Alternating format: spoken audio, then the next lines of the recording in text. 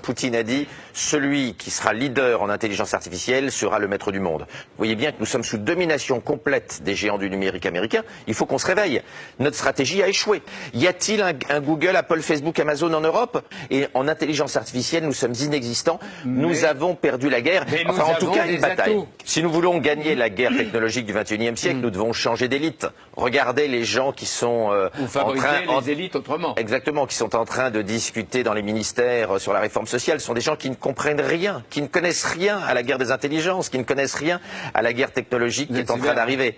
Mais c'est une réalité. Ce sont des gens qui sont des apparatchiks, qui n'ont jamais bossé, excusez-moi de le dire, et qui n'ont jamais vu la technologie de près. Nos élites ne sont pas prêts à mener le combat.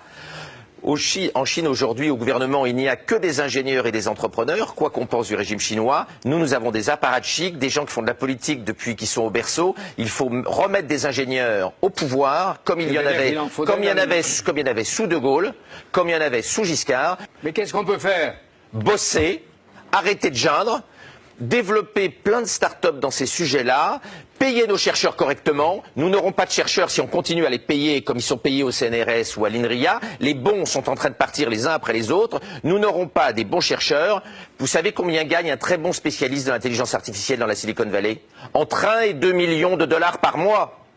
Je ne vous demande pas combien il gagne ici. Vous savez combien on gagne au CNRS, à l'INRIA? Ouais. Rien. Et en même temps, ils sont assez courageux. Oui, mais ils vont patriotes pour rester ici, pas partir. Ils vont pas le rester longtemps. Vous verrez que la plupart des bons, hélas, vont partir. Si on veut des bons chercheurs, il faut les payer.